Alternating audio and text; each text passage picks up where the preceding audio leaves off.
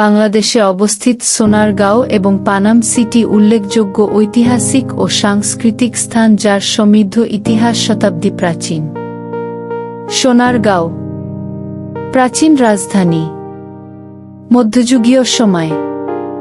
সোনারগাঁও মধ্যযুগীয় সময়কালে বাংলার রাজধানী অঞ্চল হিসেবে কাজ করেছিল।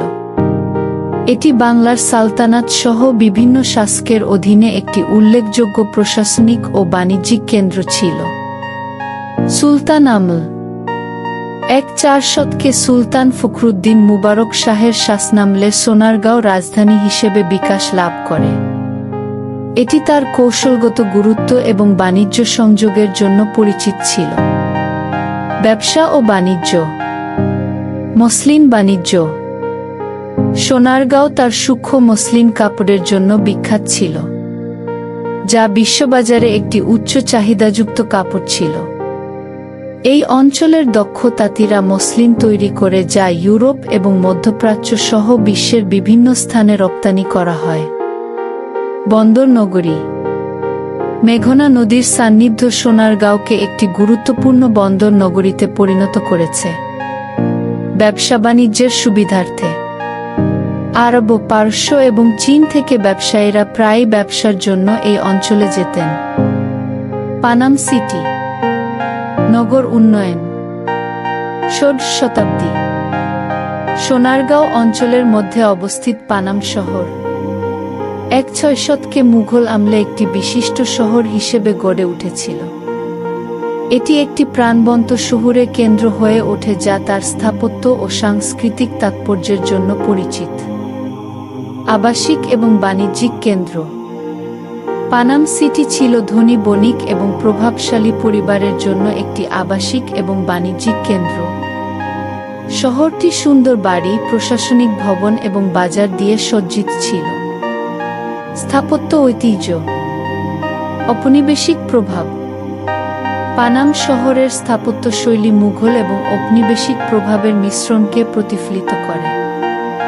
ভবনগুলিতে অলঙ্কৃত সম্মুখভাগ, খিলানযুক্ত দরজা এবং জটিল খোদাই রয়েছে, যা এই অঞ্চলের সমৃদ্ধ সাংস্কৃতিক ঐতিহ্য প্রদর্শন করে। পানাম নগর। পানাম শহরের সবচেয়ে বিখ্যাত অংশ হল পানাম নগর, যেটি ঐতিহাসিক ভবনের সাথে সারিবদ্ধ একটি রাস্তা নিয়ে গঠিত। ১-৯ শতকে নির্মিত এই স্থাপনাগুলি শহরের স্থাপত্যের মহিমা এবং ঐতিহাসিক গুরুত্বকে তুলে ধরে। প্রত্যাখ্যান এবং সংরক্ষণ। অর্থনৈতিক অবনতি। মুঘল সাম্রাজ্যের পতন এবং বাণিজ্য পথের পরিবর্তনের সাথে সাথে পানাম শহরের অর্থনৈতিক গুরুত্ব হ্রাস পায়।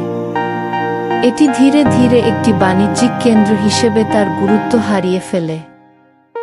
সংরক্ষণের প্রচেষ্টা। সাম্প্রতিক বছরগুলিতে পানাম শহরের ঐতিহাসিক এবং স্থাপত্য ঐতিহ্য সংরক্ষণের প্রচেষ্টা করা হয়েছে। শহরটির সাংস্কৃতিক উত্তরাধিকার বজায় রাখতে বাংলাদেশ সরকার এবং বিভিন্ন সংস্থা পুনরুদ্ধার প্রকল্প হাতে নিয়েছে। সাংস্কৃতিক তাৎপর্য। উৎসব ও ঐতিহ্য। লোকশিল্প ও কারুশিল্প। সোনারগাঁও বাংলা লোকশিল্প ও কারুশিল্পে অবদানের জন্য পরিচিত। এই অঞ্চলটি মৃৎশিল্প, বয়ন এবং চিত্রকলা সহ ঐতিহ্যবাহী কারুশিল্পের কেন্দ্র হয়ে উঠেছে। উৎসব। সোনারগাঁওয়ে এর সমৃদ্ধ ঐতিহ্য উদযাপনের জন্য বিভিন্ন সাংস্কৃতিক উৎসব এবং অনুষ্ঠান অনুষ্ঠিত হয়। এই ইভেন্টগুলি ঐতিহ্যবাহী সঙ্গীত, নৃত্য এবং কারুশিল্প প্রদর্শন করে, যা সারা দেশ এবং তার বাইরের দর্শকদের আকর্ষণ করে। আধুনিক দিনের গুরুত্ব। পর্যটন। বর্তমানে সোনারগাঁও এবং পানাম সিটি বাংলাদেশের জনপ্রিয় পর্যটন স্থান। ঐতিহাসিক স্থান, জাদুঘর এবং সাংস্কৃতিক উৎসব এই অঞ্চলের সমৃদ্ধ ইতিহাস ও ঐতিহ্য অন্বেষণে আগ্রহী দর্শকদের আকর্ষণ করে। শিক্ষা ও সাংস্কৃতিক কেন্দ্র। সোনারগাঁও সাংস্কৃতিক ও শিক্ষামূলক কর্মকাণ্ডের জন্য একটি গুরুত্বপূর্ণ কেন্দ্র হয়ে উঠেছে। সোনারগাঁয়ের লোকশিল্প ও কারুশিল্প জাদুঘর বাংলাদেশের ঐতিহ্যবাহী শিল্প ও কারুশিল্প সংরক্ষণ ও প্রচারের জন্য নিবেদিত একটি উল্লেখযোগ্য প্রতিষ্ঠান। সংক্ষেপে, সোনারগাঁও এবং পানাম সিটি বাংলাদেশের ঐতিহাসিক সম্পদ, যা দেশের সমৃদ্ধ সাংস্কৃতিক ও স্থাপত্য ঐতিহ্যকে প্রতিফলিত করে। মধ্যযুগীয় রাজধানী এবং একটি সমৃদ্ধ বাণিজ্য কেন্দ্র থেকে সাংস্কৃতিক সংরক্ষণের প্রতীক হয়ে ওঠা পর্যন্ত এই স্থানগুলি বাংলাদেশের ইতিহাস ও পরিচয়ে একটি বিশেষ স্থান ধারণ করে।